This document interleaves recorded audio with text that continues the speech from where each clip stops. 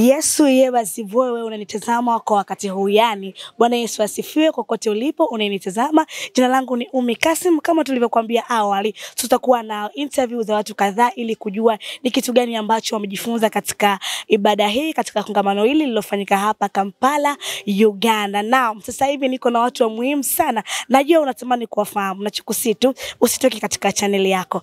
Karibu sana. Bwana Yesu asifiwe mtumishi wangu. Mwokozi.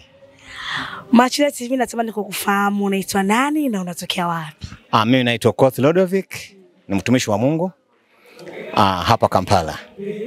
Namshukuru Mwenyezi Mungu kwa kongamano hili ambao wenzetu wapendwa kutoka Tanzania, Dar es Salaam wameweza kutuletea. Kwa kusema ukweli imekuwa mkutano wa maana mno ambao imbadilisha maisha ya watu wengi. Aswa nitazungumzia mtumishi wa Mungu. Kabla hujazungumzia mtumishi wa Mungu, mtazamaji wa Machilo Online TV, kama ulikuwa unatazama ibada, ni mmoja wapo katika watu ambao alikuwa ni mkalimani. Kwa natamani kukuuliza, kutafsiri wewe ulianza lini? Kutafsiri ni kipawa kutoka kwa Mwenyezi Mungu. Kwa sababu aswa mimi si mzalendo, mimi ni mzalendo. Lakini kwa sababu nimetembea sehemu nyingi kwa sababu ya Injili, nikaweza kujifunza Kiswahili. Aswa Tanzania. Na unaipenda kazi yako? Naipenda kazi kabisa. Ya, sasa nakuja katika lile swali. Tumeongozana na mtumishi wa Mungu Prophet Uswege Mwaigaga, naye alipata nafasi ya kuhudumia. Nataka wewe kama wewe unamzungumzaje mtumishi wa Mungu? Asa kwa kusema ukweli, mtumishi Uswege Yes. ni mtumishi wa Mungu.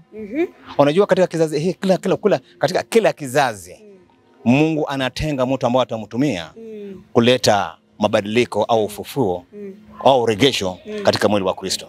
Kwa hivyo nikionelea kwamba huyu nimekaa nikamsikiliza makini, nikaona kusema ukweli ni mtumishi wa Mungu. Roho wa Mungu iko ndani wake. Kwa sababu ya kwanza anakemea dhambi. Na hicho ndio kazi ambao Roho Mtakatifu ataki dhambi. Mungu si mtu mwenye dhambi, Mungu ni mwenye haki. Na zaidi yake aswa Mungu amemuinua kuweza kutekeleza au kuongoza watu waweze kutembea katika njia ya haki. Kwa sababu sasa niweke hivi, anayatayarisha watu kwa kuja kwa Bwana wetu Yesu Kristo. Na unawaambiaje wale ambao bado wana changamoto ya kuamini manabii? Yaani kuna watu wanasema nabii ni wa uongo. Wewe unawaambiaje? Unajua kwanza Mungu abadiliki. Yes. Mungu alikuwepo na yuko na atakuwepo. Abadilike. Kwa hivyo yeye kwa kutoa karama 5 kama unabii au faya angetoa unabii, manabii hawangekuwepo. Angewacha tu mitume, awache wachungaji, na walimu, na wainjilisti. Nabii asikuwepo. Na Paulo anasema kwamba mahali kama mko kanisani wakitoa unabii, wao wanabii 3. Huyu akishatoa unabii, ule aweze kukagua mambo yakoje. Kwa hivyo unabii sio kitu kibaya. Kwa hiyo nasema hivi nikimalizia ya kwamba Mungu anamtumikia. Ana roho wa Mungu. Mimi aswa, mimi nachunguza mno. Ninachunguza. Ulimpenda? Nilimpenda. Na ulijifunza? Nilijifunza. Karibu sana Tanzania. Asante. Asante sana mtumishi wa Mungu. Mtazamaji wa Machilo Online TV, nikukumbushe tu ya kwamba nabii ni jicho la Mungu. Na kwenye kanisa kama nabii hayupo, sidhani kama kutoka kuna maendeleo, kwa sababu yeye hupewa taarifa na Mungu, naye hutuletea sisi. Ndivyo tunavyozidi kuyaona maendeleo na kuyajua yaliyopita, yaliyopo na yajayo. Ubarikiwe sana, endelea kutazama. Karibu sana mtumishi wa Mungu, tuambie unaitwa nani na unatokea wapi? Asante sana, mimi naitwa. Ukitazama kamera yote kuona. Tazama kamera. Yes. Mimi naitwa mchungaji Salvatore Kamgisha kutokea Bukoba, Tanzania, mkoani Kagera. Mchungaji, ulipata mwaliko huo wakati unaambiwa unatakiwa kwenda Kampala. Maoni wako ulijisikiaje? Nijisikia vizuri. Vizuri, lakini haikuwa mara yangu ya kwanza kufika Kampala. Ni kama mara ya 4 hivi au ya 5. Lakini pia nilikuwa nakuona katika pia kukalimani, na wewe pia unafanya au ni hapa tu? Niseme kama mwenzangu alivyosema ni kwamba hiki ni karama ya Mungu. Mimi nina tafsiri Kiganda kwa Kiswahili. Lakini ni kitu ambacho Mungu amejalia kunipa. Na ni kitu ambacho nakipenda. Sawa, natamani kufahamu wakati mtumishi wa Mungu alipata nafasi ya kuhudumia, ulikuwepo ibadani. Natamani unipe mawili, yani mambo mawili tu ambayo ulijifunza kupitia kwa mtumishi wa Mungu Prophet Uswege Mwaigaka kutokea Tanzania, Dar es Salaam, Kitunda, Nyantila. Yes.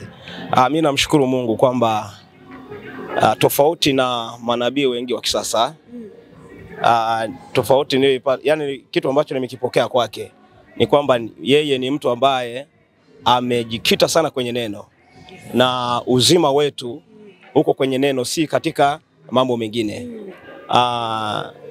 Ni kwamba mimi nimeweza kumuelewa vizuri, na nimeona kwake amna ila ndani mwake, anasema kile ambacho anakisikia kutoka kwa Mungu, na naweza nikasema ni tofauti. Na wale watu ambao wameumizwa na manabii hatuwezi kuhukumu kwa sababu ya yes, lakini tunaongea kupitia mtumishi wa Mungu Uswege Mwaigaka kwamba ni mtumishi ambaye amejikita sana kwenye neno, na anawashauri watu sasa kusikia kutoka kwa Mungu na kufanya kile ambacho Mungu anaagiza. Hilo ndio jambo ambalo ni zito sana na la faida kwa pamoja kwa watu wanaoelewa. Ndio mchungaji. Mtazamaji wa Machelo Online TV, nikukumbushe tu, neno likikaa ndani yako huwa linaleta taa, na hiyo taa inakuwa nuru kwenye maisha yako. Na natamani kufahamu, wewe umeniambia ni mchungaji. Je, ni kitu gani ambacho umechukua katika hizi siku zote kupitia kwa mtumishi wa Mungu utawapelekea kondoo wako? Ni kweli nimechukua mambo mengi kama nilivyokuambia kuhusiana na msimamo wake wa neno. Amenivuta sana kutoka katika kuamini katika vitu vingine, lakini kuamini katika neno.